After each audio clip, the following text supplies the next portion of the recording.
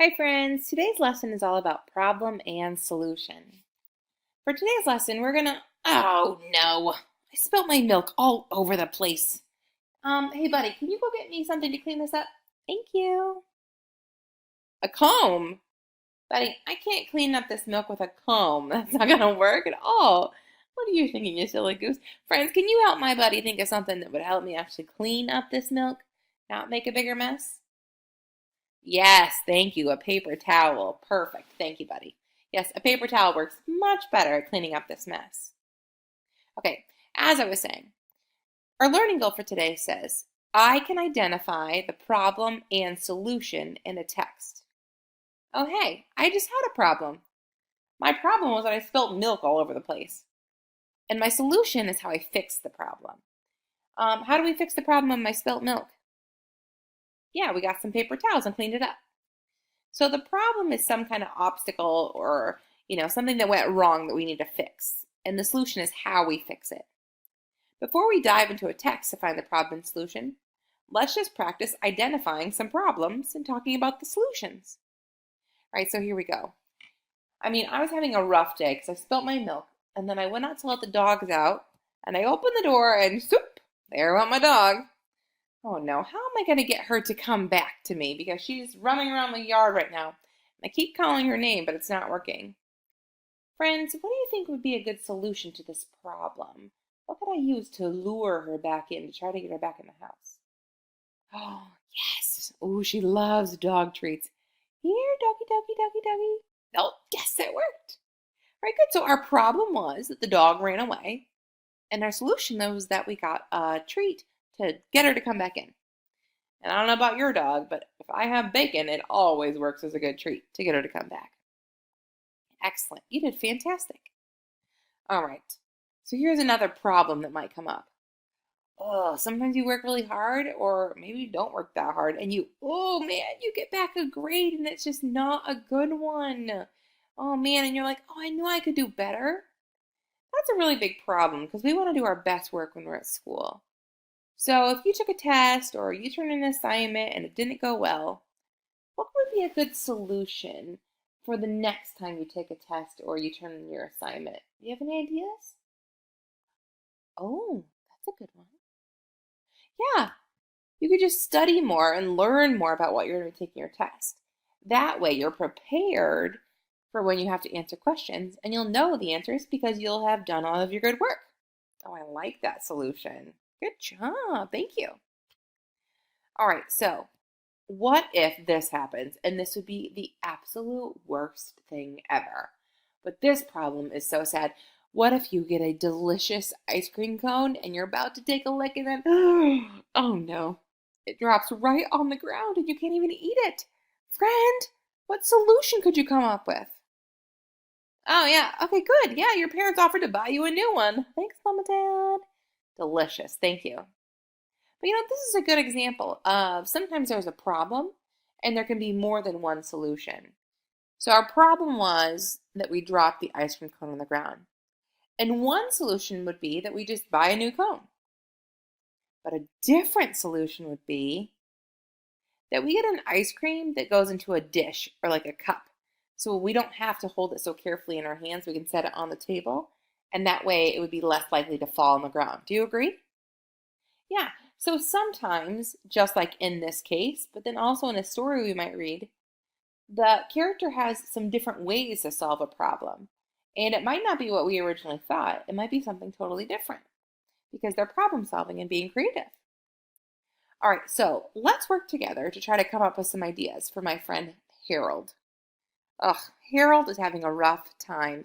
His parents just told him today that they're going to be moving and he's going to have to start a new school. Ugh, why is that a problem for him, do you think? Oh, yes, exactly. He doesn't know anyone at his new school, and he's kind of sad to leave all of his old friends and his teacher who's totally awesome. Oh, man. Let's think. What are some solutions that will help Harold not be so sad? What do you think, friend? I like that one. Yeah, he could talk to his parents. Sometimes, if you're upset, just talking to your parents and coming up with some good ideas to make you feel better actually works and you don't feel so sad anymore. What's another solution to help cheer him up? Oh, I like that idea. Yeah, maybe he could visit his new school so it's not all brand new on the very first day. That sounds like a really good idea. And maybe he could see some cool things that they do in his new school and he could get excited about this new change. Another solution could be that he could make a plan. When you do something new and there's so many things that are unexpected or things you don't know that are going to happen, sometimes you can make a list of things you could do to get ready. Like if he's starting a new school, maybe he'll need new school supplies, and maybe he can make a plan with his parents to visit his old school or make play dates with his old friends at his old school. Like he can make a plan for doing some fun things to keep him busy so he's not so sad during this transition. Do you have another solution? Yeah, do something fun. Sometimes when you're just feeling kind of down in the dumps, you just need to get out and do something you enjoy. And then when you feel better, then you can start thinking about all of the other things we talked about, like talking to your parents, visiting your school, and making a plan. But sometimes when you're sad, you just need to kind of find something fun to do so you feel better, and then you can work on a good solution. Man, we came up with a whole bunch of good ideas to help our friend Harold feel better about moving to a new school. And you know what? I feel like when you read a text, you're going to be able to identify the problem and the solution, which is great because that's our learning goal for today. Here's a nonfiction text that describes a problem that we see today. It's called a technological problem. We were all born into a world where there is a lot of technology. Technology such as cell phones, laptops, tablets, etc. are fun, but we often lose focus on what we need to do. When I'm supposed to be doing my homework, I'm watching TV. When I'm supposed to be cleaning off the table, I'm checking my phone. It's not our fault that we are attached to these electronic devices, but we still need to try to refrain from them as much as possible. When my parents were my age and they had some homework, they couldn't use Google or Yahoo to ask for definition. They needed to know what that homework was, and they couldn't text a friend. When my dad was bored, he could not watch TV because there was only four channels. I think my parents' generation was more fit than my generation because when we were bored, they didn't watch TV. They went outside and were active. The question is, how do we escape the mental trap that technology puts on us? My biggest fear about technology is that we'll eventually completely abandon the pencil and paper method of learning and become a pro technology learning nation. I have decided to issue myself the ultimate challenge to try to see what life would be like without electronics. I'm not going to use my phone, watch TV, or play on the computer for a whole week. I think you should try it too. So she's a young girl. I think she's a sixth grader who wrote this article, and she clearly states what the problem is, and she even uses it in her title. She even states that there's a problem. It's a technology problem, and from what I'm seeing, understanding, is that it just takes over our life. And she does provide a solution. So here, the text structure graphic organizer we're going to be using is this problem and solutions, a little bit like a flow chart.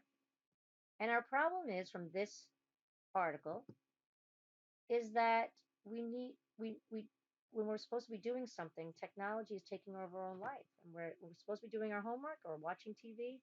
Um, we're doing something else. We're watching the TV. Checking our phones.